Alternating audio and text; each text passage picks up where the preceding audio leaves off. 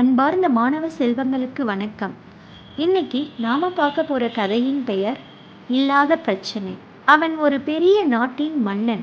ஒரு நாள் இரவு மன்னனின் காதில் ஒரு பூச்சி நுழைந்து விட்டது. காதில் இருந்த பூச்சியை எடுக்க மன்னனை சேர்ந்தவர்கள் படாத பாடுபட்டார்கள். அவர்கள் முயற்சி எதுவும் பலிக்கவில்லை. மன்னனின் பிரச்சனையை தீர்த்து வைப்பவர்களுக்கு பிரம்மாண்டமான பரிசுகள் அறிவிக்கப்பட்டன. எங்கிருந்தெல்லாமோ வைத்தியர்கள் வந்தார்கள்.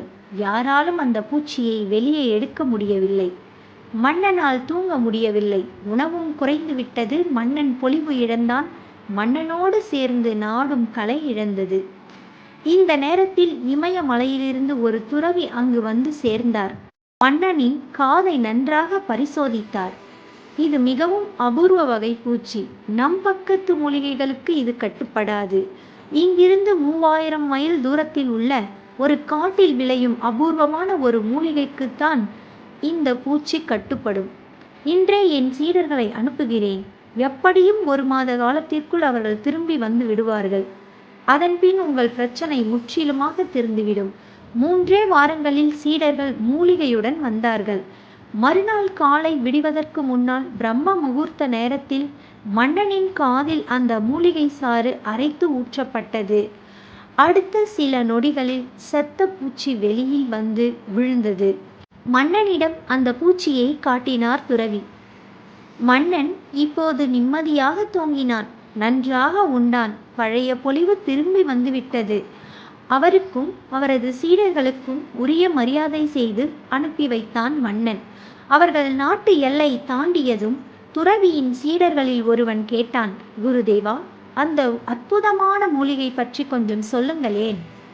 துறவி புன்னகை பூத்தார். பூச்சி அத்தனை நாள் எங்கிருந்தது என்று நினைக்கிறீர்கள்? மன்னனின் செவிக்குள். அதுதான் இல்லை.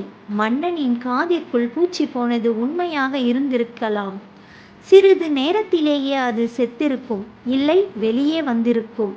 அந்த சிறிது நேரத்தில் அது மன்னனின் செவிகளுக்குள் ஒரு குறுகுறுப்பு உணர்வை ஏற்படுத்திவிட்டது. அது மன்னனின் மனதில் ஆழமாக பதிந்து விட்டது. அந்த பூச்சி காதுக்குள் உயிருடன் இருப்பதாகவே மன்னன் நினைத்து கொண்டிருந்தான். குருதேவா, அதை விளக்கிச் சொல்லி மன்னனை குணப்படுத்தி இருக்கலாமே.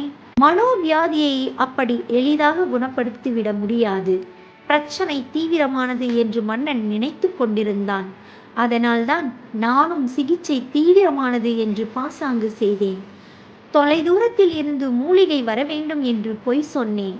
அந்த மூலிகை நம் ஊரில் சாதாரணமாக விளையும் தூதுவளைதான். அதை யாரும் கவனிக்காமல் பார்த்து கொண்டேன். பின் ஒரு நாள் பூஜை செய்து காலை இருட்டு நேரத்தில் மூலிகை சாற்றை மன்னனின் காதில் விட்டு ஏற்கனவே பிடித்து வைத்திருந்த ஒரு செத்த பூச்சியை காட்டினேன். மன்னன் நம்பிவிட்டான். அவன் நோயும் தீர்ந்துவிட்டது. இன்று மனித இனத்தை பிடித்திருக்கும் நோய்களில் பெரும்பான்மையானவை நம் மனங்களில்தான் இருக்கின்றன. காதில் நுழைந்த பூச்சி செத்துவிட்டது. மனதில் நுழைந்த பூச்சிதான் நம்மை சாகடித்து கொண்டிருக்கிறது. இன்று நம்மில் பலர் சூழ்நிலையை காரணம் காட்டி தமது வாழ்க்கையை தாமே கெடுத்து கொண்டிருக்கிறார்கள். எங்க அப்பா கிட்ட மட்டும் பணம் இருந்தா நான் பெரிய ஆளாகி இருப்பேன் என்று எத்தனை பேர் ஜல்லி அடிக்கிறார்கள் பாருங்கள். இன்று பெரிய ஆட்களாக இருக்கும் பலரும் காசில்லாத தகப்பனுக்கு பிறந்தவர்கள்தான். பிரச்சனை நம் பெற்றோரிடமோ நம் ஆசிரியரிடமோ நம் பள்ளி கல்லூரியிடமோ நம் சூழ்நிலையிலோ இல்லை. அது நம் மனதில் இருக்கிறது. ஒரு இல்லாத பிரச்சனையை இருப்பதாக நினைத்து கொண்டு நம் வெற்றி வாய்ப்புகளை கெடுத்து கொண்டிருக்கிறோம். பிரச்சனைகளை தள்ளி வைத்துவிட்டு சந்தோஷமாக வாழ்வோம் மாணவர்களே. நன்றி.